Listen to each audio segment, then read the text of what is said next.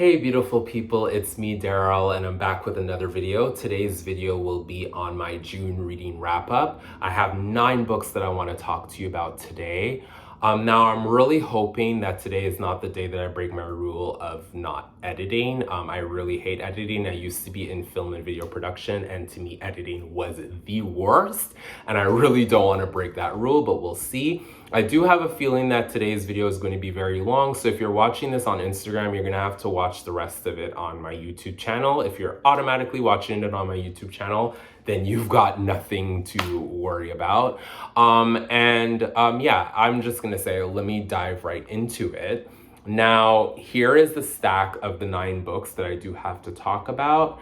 And I don't know why I feel like I'm going to be rusty in this video, but hopefully that's just all in my head, right? And I tend to, the more I go along, the better it comes along. So let's just hope that that is what happens today. So the first book I want to talk about is The Late Americans by Brandon Taylor. Now I'm talking about these books in the order of how I read them.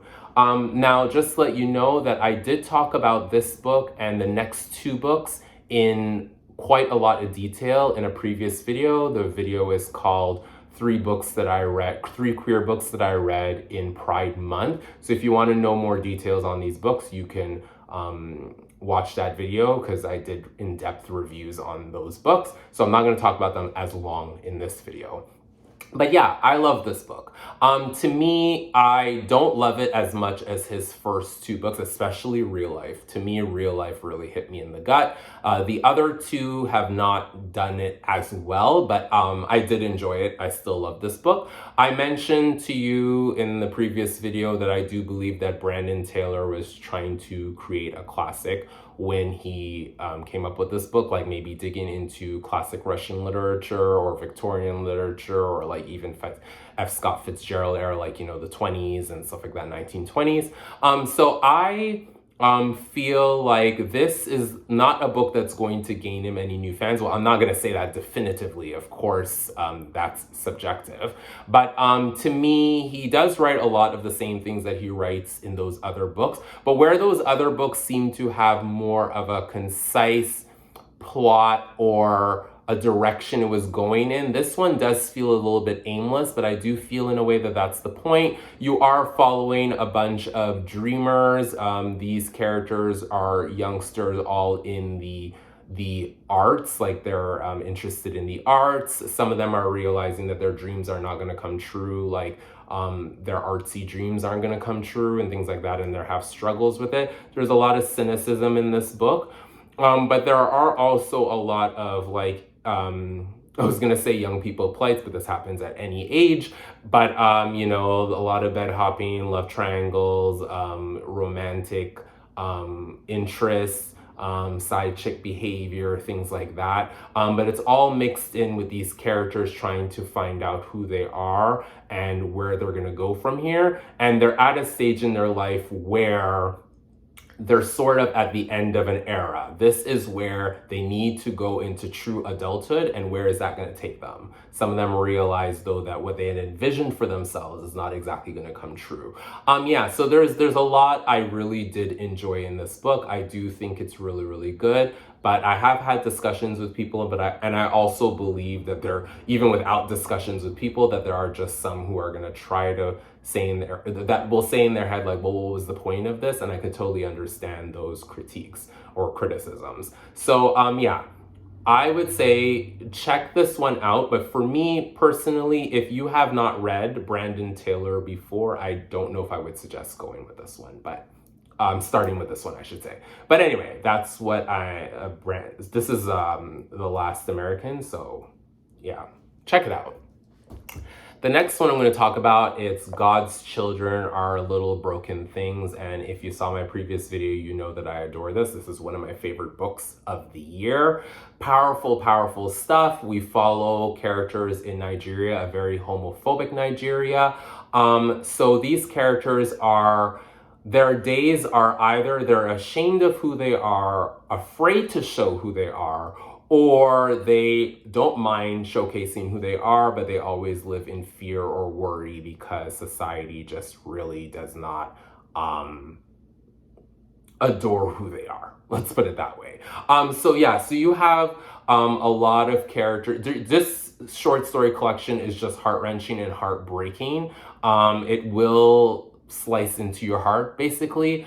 It's there's a lot of aching in this book, a lot of aching, and it brought tears to my eyes. Now, I'm an emotional reader, so I guess that's very easy for me, but even for the most dark-hearted person, I feel like you're gonna feel something. I will double down. I did say that I believe that one of the stories in this in particular, my favorite story, which is, I think it's called What the Singers Say About Love or something like that. I do believe had modern day James Baldwin vibes. There's just so much sadness and rage and fear and longing and everything in that story. To me, this was just such an amazing collection. The first three stories I did mention that I did love them, but it was really when the fourth story hit, it just hit different. That story to me it took off, and then after that, the short story collection just took off for me, and I just thought like, wow, like this is what I want in my short story lit. So yeah, definitely check this book out, please. I adore it. I adore it. If there's any book from this stack of books that I definitely want to see in your hands, it is this one. Next one I'm going to talk about is The Family Way by Christopher DiRaddo. Now, as I mentioned before, the first three books which includes this one as the last one, is in that video of the 3 queer books that I read in Pride Month video, so please check that out for more details. Here we follow Paul, who is 40 years old, so he's at a different stage of his gay life. He has a young partner. He has a bit of struggles with the difference between like their age. Their age is not a problem for their relationship, but Michael's age, like that age, I think he's 28, is a different stage of gay life. So it sometimes contrasts with Paul's. Now, the main thing in this book, I guess you would say, is that Paul has been asked by his lesbian friends to be a donor for them. But he is going to be part of the child's life, but he has to know that he's not going to be the father and cannot be acting like he is the father. So you have a lot of things dealing with that. So the book has a lot to do with chosen family and then biological family and the contrast between both. Please look at my previous video for this one, because I really do go in full detail in this book and what it is that I absolutely adore about it. Yeah, I just love this one. This one is like a very slice of life look at gay life, which I find a lot of times when you read queer literature, it's very like out there, almost like in a way outrageous, showing like, all the fun and the thrills and everything of gay life. And this one is very down to earth. And that contrast is just amazing. So yeah, I really, really love this. Like I didn't want to leave this friendship group, and yeah, this was just absolutely like stunning. To me, yeah, please pick this one up. But like I said, with the first 3 books, please go to the other video to see more details on what I had to say about them. So now we're starting into books that I have not featured at all in the videos and stuff like that. Like I didn't talk about them in detail. So here we go. So the next one is August Blue by Deborah, and I never know if it's Deborah Levy or Levy. So please let me know down in the comments if you know. I should have checked that out before. Now I wouldn't necessarily say I have a love-hate relationship with this author. I don't think it goes that deep, but I wasn't really a big fan of Hot Milk, if I'm going to be honest with you. Like that book just didn't speak to me. But then I read The Man Who Saw Everything, and that one I really did enjoy. I really did love it. It didn't stay with me, to be honest, but I did love it at the time, and I guess that's what matters. But what it was her autobiography. I read that earlier this year, and wow, that was dreamy. I just adored that. And that was when I was like, okay, I get it. I get why people are so into this author. She just has a way of saying things that is just so unique and different. And putting two things like in comparing or put them in juxtaposition that you're kind of like, I would never think of comparing those two things to each other. She's really good at that. Now with August Blue, I don't feel it was as successful as how I felt with my with reading her autobiography earlier this year. I do not think this is better too than The Man Who Saw Everything, but this is definitely like 10 times better in my opinion than Hot Milk. This book is about a classical pianist who basically she walks out of her recital. She has like a big show going on. She walks out of it and you know, people are like all wondering like, well, why did she do that? Why did she do that? And then you see her basically living a sort of smaller life, you know, contemplating like why it is that she did that and, you know, all these different things. But the main thing in this is that she sees this woman who she considers her double buy these mechanical horses, and she wants those horses for herself, and she feels like the woman bought it like on purpose to spite her. So there's a weird element there going on with, you know, the main character thinking she's that there's a double out there, and I'm not quite sure I understood that element so much in the book, although I don't really know if we're supposed to understand that fully. I guess you could come up with your own conclusions. For me, this, I don't know. Okay, I'm gonna put it this way. To me, this was almost like a generic Levy. Where with the other books that I've read, I feel she's anything but generic, and this one seemed a little bit more straightforward in comparison to her other works. The thing is that bothered me with this book is I feel like this character was not very well developed.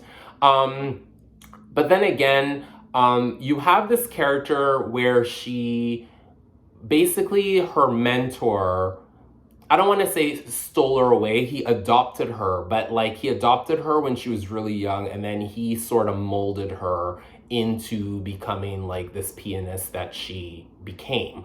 She already had the talent, but he basically is responsible for her success and all the sort of things that was like heaped onto her. It was like his hard work that created this image of her.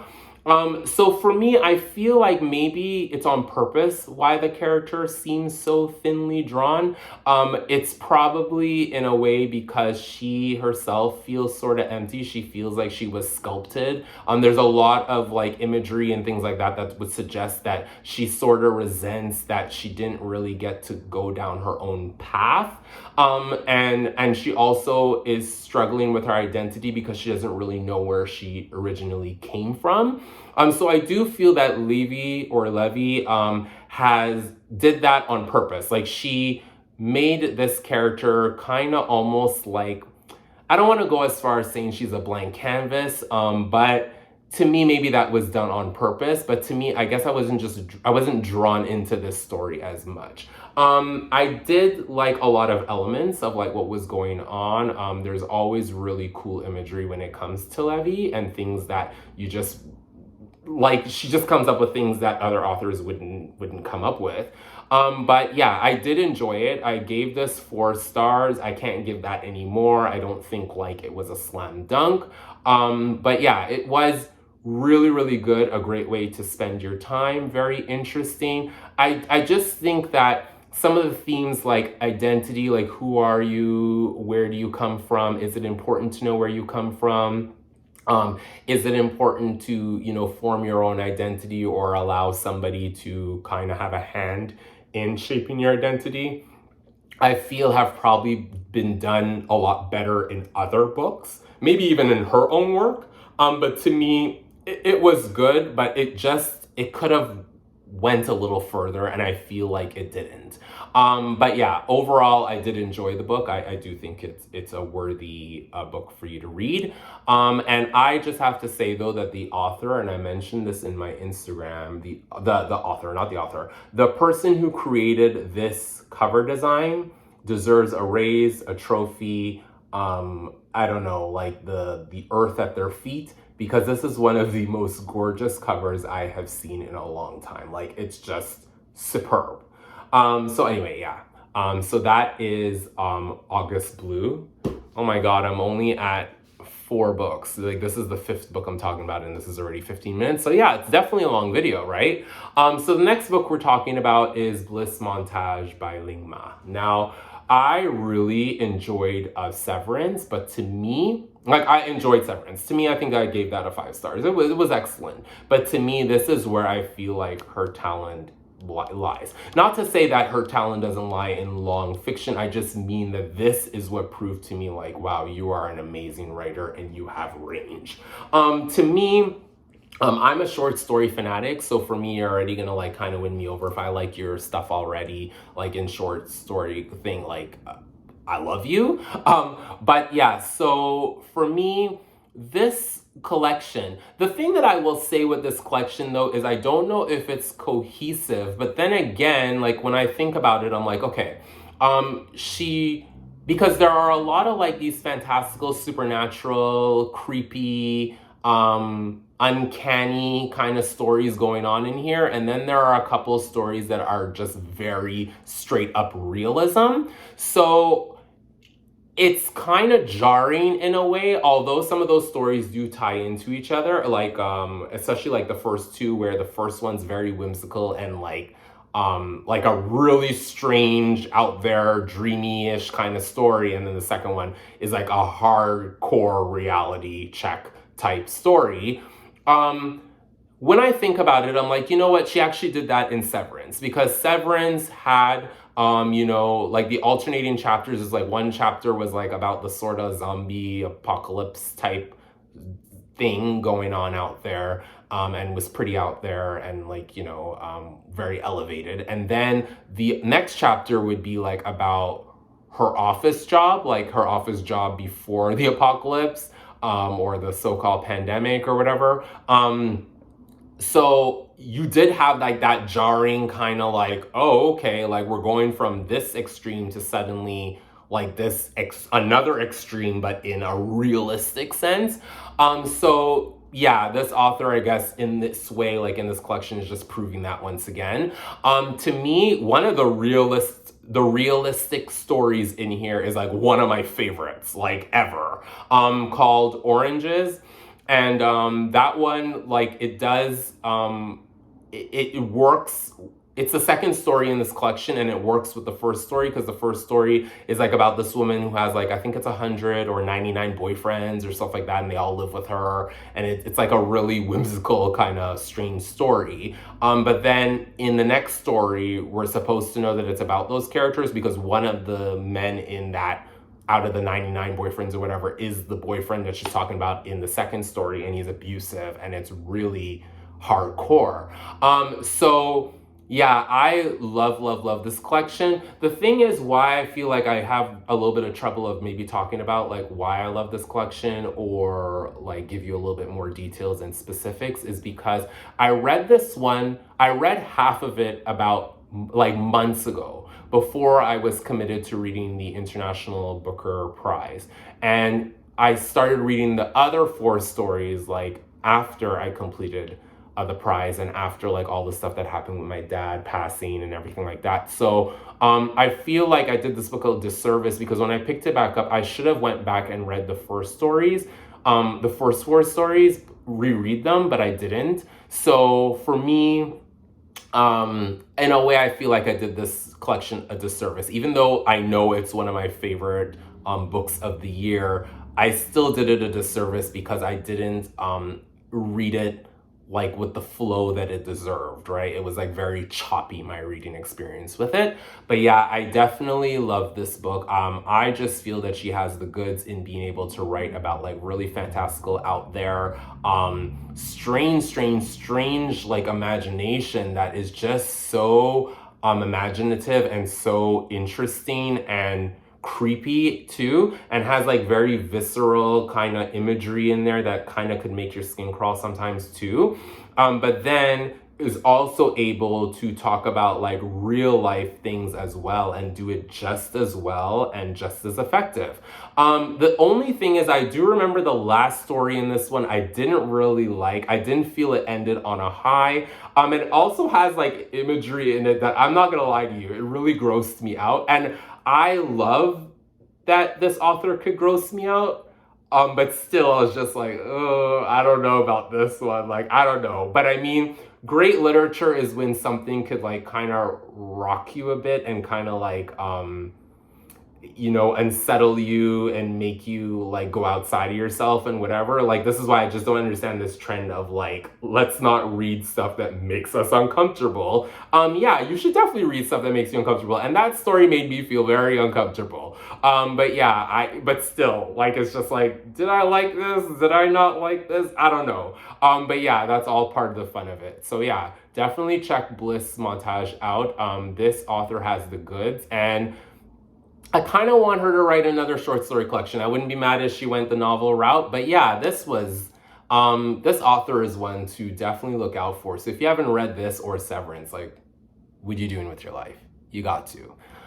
So next one that we're gonna talk about is We Spread by Iain Reid. Now, so I've read all of his books, although I think he wrote like some nonfiction or something. I didn't read that, but out of all of his fiction works, I have read all. Foe was my baby. I did read, I Am Thinking of Ending Things, I think it was last year, and I did love that one as well. I believe all of his books I gave 5 stars, and this included. But yeah, Foe was my baby, but now I'm gonna argue and say that this one is probably his best piece of work, although I feel if you loved his other 2 books, I don't know how you're gonna feel about this one. It's a little bit more downplayed, and the results or the climax or the whatever it's leading up to, I don't know if it will be as satisfying to some readers, but it definitely was for me. The thing that I love with Iain Reid, okay, so in this story we have Penny. Penny is this old woman who has lost her husband recently. She feels alone. She's living alone, but she feels alone. She feels left behind. She doesn't really have any family of her own or anyone coming to visit, I think, like, except the landlord and stuff like that. So she's a very lonely person. But she also is just, like I said, she feels like she was left behind. And then these strange things start happening where she like loses chunks of time. She hears people talking that she's not, like, she doesn't know where they're coming from. She sees someone in her house. She sees someone staring at her from outside her window, and like all these different things. So these strange things are starting to happen. And then she ends up going to this facility that basically is like an old folks home type thing. She doesn't remember arranging for that, but the person who's in charge of that place tells her that her and her husband had arranged that before. So she's very confused because she's like, why am I at this place and I have no recollection of signing up at this place? Now the thing is though, I love Iain Reid. I've always loved Iain Reid, and like I said, Foe was my bae. But to me, the thing I will say with him is that sometimes his works can be a little cold, which I don't mind. Like a cold book, I'm okay with that. But it can be a little cold. Now with Foe, the ending of Foe, like, there's no spoilers here, but the ending of Foe to me had like a real human element. Although though, I should backtrack. All of his books have human elements. They really do explore human characteristics and like the things that humans go through and real human problems very well. But there still is like a sort of coolness to it. Foe in the climax to me had a very warm, not warm, but like a very alive moment that like chipped away at the coldness. I'm thinking of Ending Things just has like a very cold, cynical feel like the whole way throughout. This one to me is the one that has a lot of heart all the way from the beginning all the way to the end. This book, like I said, I feel like people may not be feeling it as much because to me, I feel like the ending is very not obvious, but what I mean is I don't really know if we're supposed to come up to any other conclusions, although then again, maybe do a closer reading and maybe you can. But to me, I think this is what is going to kind of make it or break it for some readers of Iain Reid, is that they might be expecting a particular thing because they know his vibes are creepy, out there, sort of, like sci-fi or horror kind of elements. And this one, it's very downplayed. And then maybe the resolution to me, it might not be as satisfying. I can't really speak for everyone, but for me, it was very satisfying. There was a lot of heart. I really felt for this character from the very start. And the questions that you will have in your mind is like, okay, what is the center? What is the center? Why is she really there? What's been going on with her? Who's been spying on her? Or is she senile? Is this really happening? Is this all in her head? Is this like the beginning of dementia or, upcoming Alzheimer's, and like all sorts of different questions that you'll have. But to me, the story, it was just there. Like I was just there with this character. And even though I felt I knew where the story was going and stuff like that, that didn't hinder my enjoyment from the book. And I just feel it is just a very well crafted story. Like this guy knows how to write a story from start to finish and keep you hooked. And it's just like, when's your next book, man? Because like, I need it. So for me, yeah, this was it was really, really an excellent read. Enjoyed my time with it, flew through it. Most people, I think, will fly through it. It's just that type of vibe. That's just the way his books are. But yeah, it was really great. It was really great. And I low-key or high-key believe that this is my favorite Iain Reid. And that was definitely a huge deal for me because Foe was just, I loved everything about Foe. I can't wait for that movie to come out, by the way. But yeah, so definitely check this one out. But like I said, disclaimer, I'm not sure if you're gonna get the same things that you get from his previous works. Maybe it might be unsatisfying for you, but it was definitely satisfying for this reader. Next book we're gonna talk about is Biography of X by Catherine Lacey. Now, straight up, let me tell you, Catherine Lacey, and I've been saying this for quite some time, is one of my favorite contemporary writers out there. Like there is no other. She just has a mind that to me, I'm just like, you are so way out there above your contemporaries. I'm sorry if that offends somebody, that's on you. But to me, she is just excellent. To me, I'm gonna put her up there with, okay, my two favorite writers are Dennis Johnson, who's not a contemporary writer, and Marlon James, who is a contemporary writer.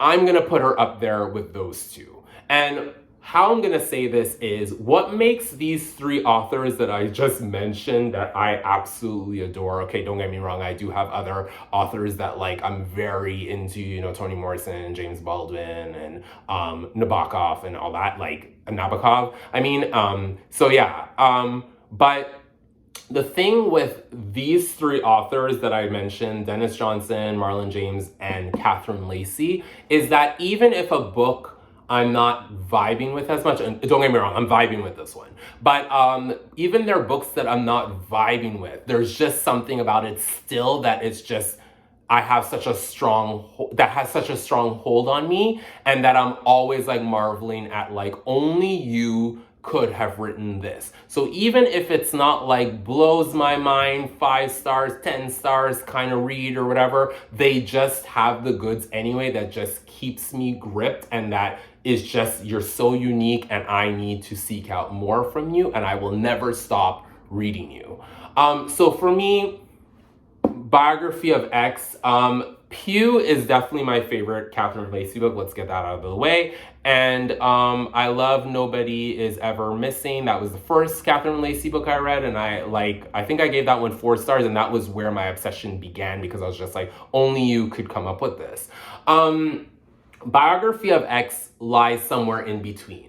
To me, this is on me. Okay, I really adore, like, I love this book. I love like it type thing, or like love it, or to me, okay, so let's start off. This book is about a woman, I can't remember what her name is, whoops. She is writing an autobiography of her wife, X, who was an artist, and she's writing a biography about X's life because there was some guy that wrote a biography of X and got a lot of facts wrong, and like she didn't like his attitude towards the writing of the book, so she feels like she can do better, and she is going to really deeply explore like who X was and put it into words and create this book.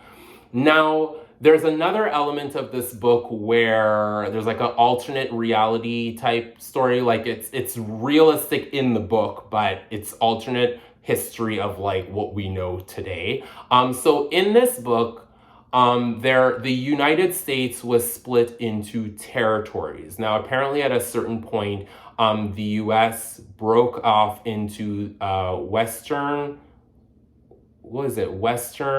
Southern, and was it Northern? I can't remember what the other one is. Whoops. But they were broken up into these territories, and the Southern one is the one that's very closed off from the rest of the United States territories.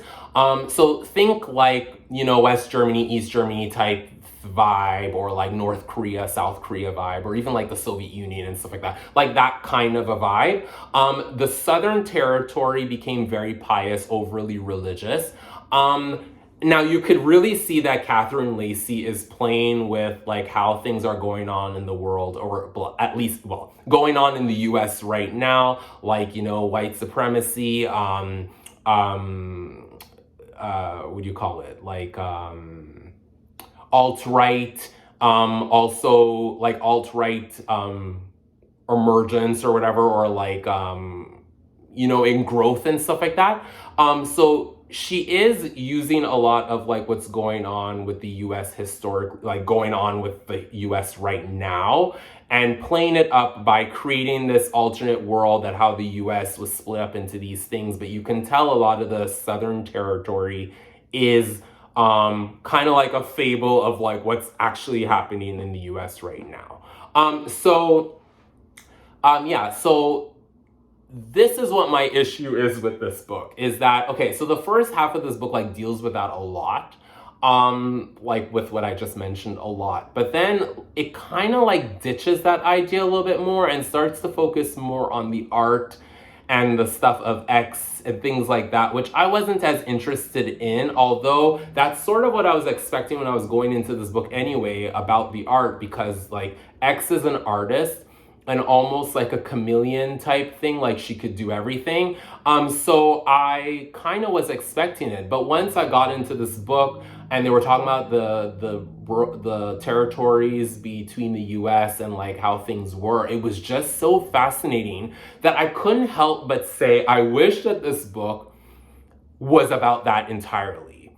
And that's, like I said, on me, but that is just one of the things like where, when an author put something into a book, but that ends up being the most interesting thing, and then the other things just become kind of like you're not as into it because they just created that one element so well that you're just like, I wish that's what the book was about. So for me, my issue with this book is I loved it. It was really, really solid. It was really, really solid. The art things, like I said, wasn't as fascinating to me, and I feel the book fell off because of it. But again, this is just my opinion. It's just because I thought that the US territory thing was just so fascinating, and the main character like going into these places that was once closed off because now the Southern Territory is open to the rest of the US again. But you have a lot of like these people who, I mean, for all these years, they were closed off from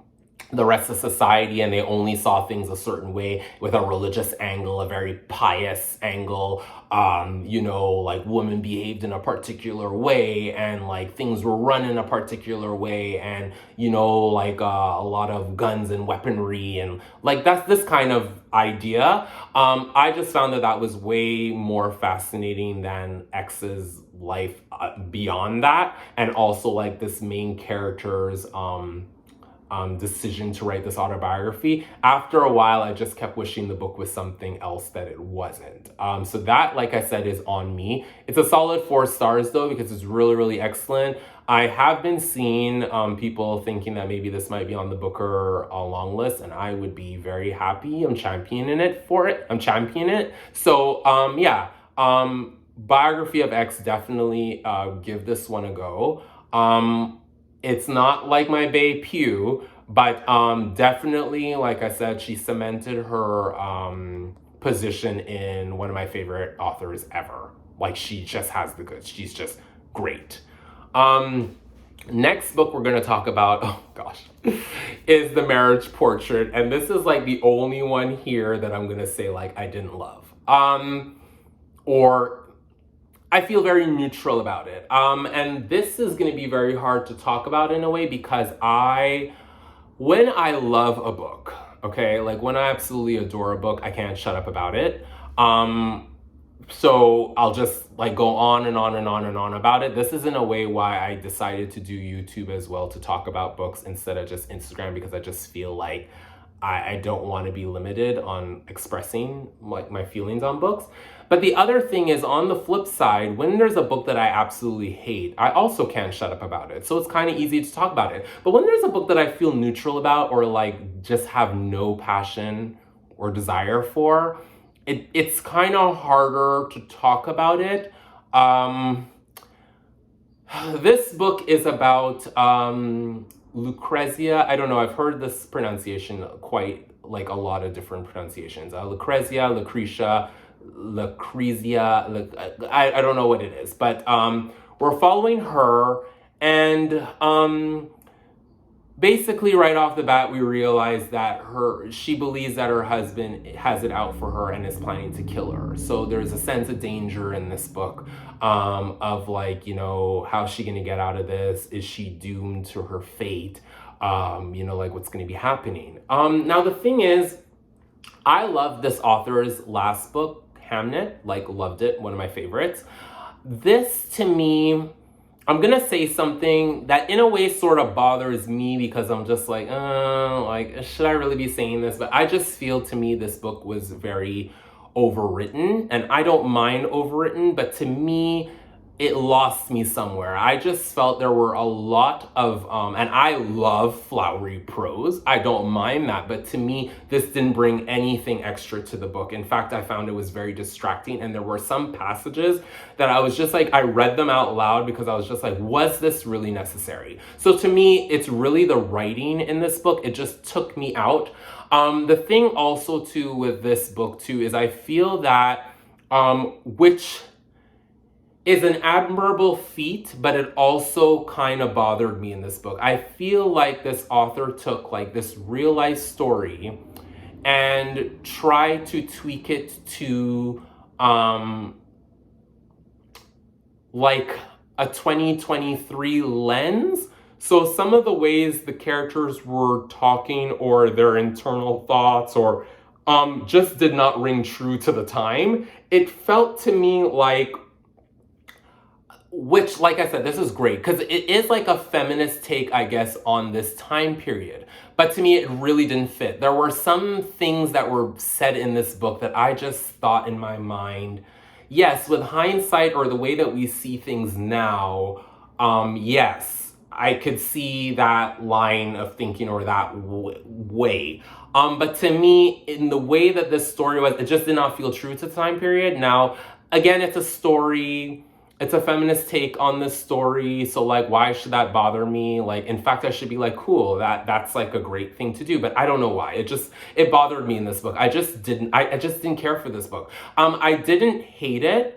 I didn't love it, but I'm very neutral towards it. I wish that I had a lot more to say about the book.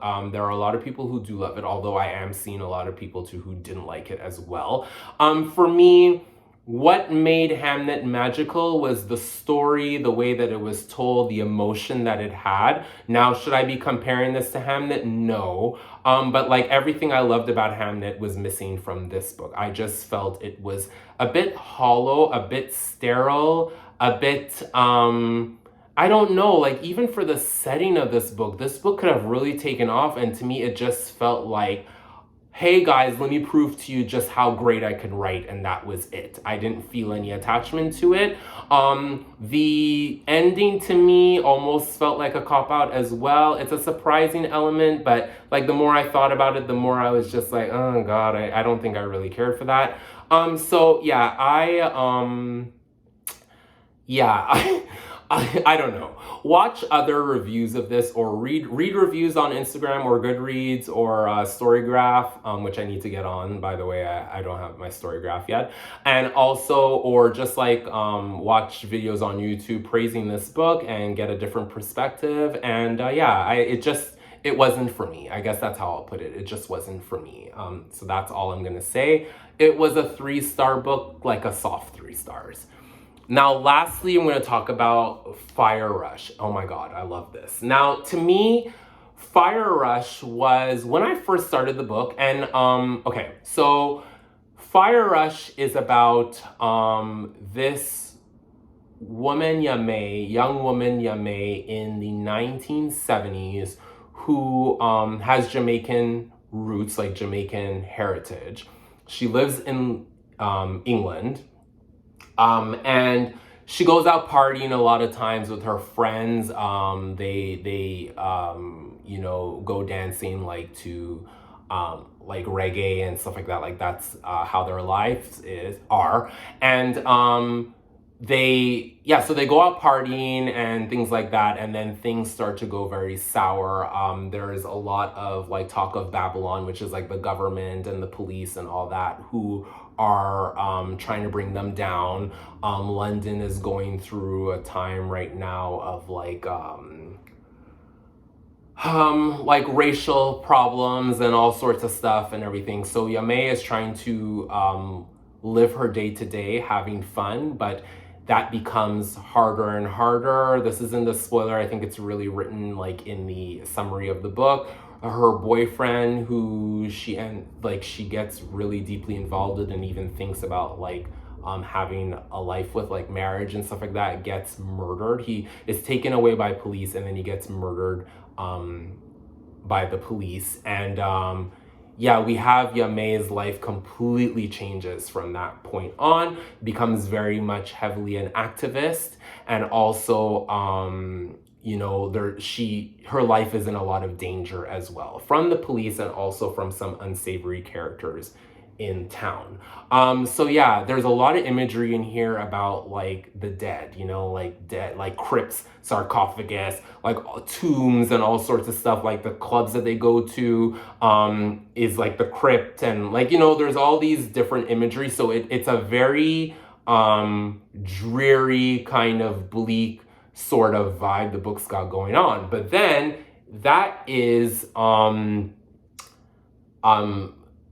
changed up with the prose. The prose is like very bouncy and lyrical. It's trying to emulate like reggae and raga and ska and dance hall and like that kind of music. So it's a very musical vibe. The music is talked about a lot in this book, but also like the prose is definitely trying to emulate that. Also, there's like a lot of Jamaican patois. I have Trinidad heritage, so for me, whenever I read Caribbean lit and like there's a lot of patois and like Caribbean dialect in it, it isn't hard for me to follow along. I think that that might be something that's difficult for people outside of that outside of Caribbean heritage to maybe understand. But yeah, for me it worked. It worked, and it was very easy for me to just bounce along. But yeah, the language in this is quite something. And to me, and this is gonna sound a bit dark of me, but I think it's once her boyfriend gets murdered, that's when the book took off for me. Like, I really did like the elements of like the friends going out clubbing and like the things going on with that and stuff like that. But to me, after a while, I was like, okay, yeah, you know, I'm really vibing with this. But then the book just suddenly changed into something I wasn't really expecting. And I found this book very, very gripping. It has you like in knots. Just because Yame goes through so much, and sometimes some books can have like this torture porn sort of feel to it where it's just like nothing is going right and everything is bleak. But this book handles it really well and in a very realistic fashion, but also like the prose really helps it. It's just so bouncy. Like that musical lyricism to the prose just like glides you along. Something I noticed too as well, and I didn't really see people mentioning it, there's a lot of times like in the early, especially in the early sections of the book, where a lot of the sentences rhymed. Like afterwards I started reading it out loud to myself, and it was like the ending of the sentence would rhyme with the next ending of the next sentence. There were quite a few of that, and I haven't really seen a lot of people mention it. So like I do believe that this author really had a very great handle on her prose and like how she wanted this story to come across and how she wanted to approach it. And music to me had to be her biggest inspiration. It's like, I'm writing this bleak story that does involve a lot of music and involves like Jamaican heritage and being proud of your heritage, being proud of being Black, and being proud of being Jamaican and Caribbean, and the foods, the music, the vibes, the life. The book even takes place in Jamaica at a certain point afterwards. So yeah, why not celebrate that with what Jamaicans are especially like vibing the most to, and that is their music. So to me, she handled this book in the perfect way. Instead of saying it in a straightforward way, or even in just like, you know, Jamaican patois way or something, like a Marlon James type thing, she didn't do that. It was like, music is the vibe. I want you to read this story as if you were listening to the music. Like as if you were listening to music. And I vibed with that so much. Now, this was on the Women's Prize. I should have mentioned also the Marriage Portrait was also on the short list for the Women's Prize. I didn't commit to reading the Women's Prize this year because I had a lot going on. But out of those two books that I read, this is obviously the one that I'm like, oh my God, I wish this won. But I didn't read Demon Copperhead yet, so I might change my tune. But yeah, definitely this was a vibe. This was a vibe. This was so good. And it's one of these books that will probably make you cry, will probably you know, give you such a heartache. The characters are so alive in this book. Everything is alive in this book. Everything is bouncing. Everything is just explosive in the way that it's treated, in the way that it's being told, in what it's trying to convey, the imagery it's trying to leave behind. So yeah, so those are all the 9 books that I read of this month. Oh my God, this video is like almost 50 minutes long. I don't know if I'm a big enough YouTuber for people to commit that much time to it, but anyway, that's all that I gotta say for now. And yeah, hope you got something out of it. And yeah, take care, love you always. Smooches, bye.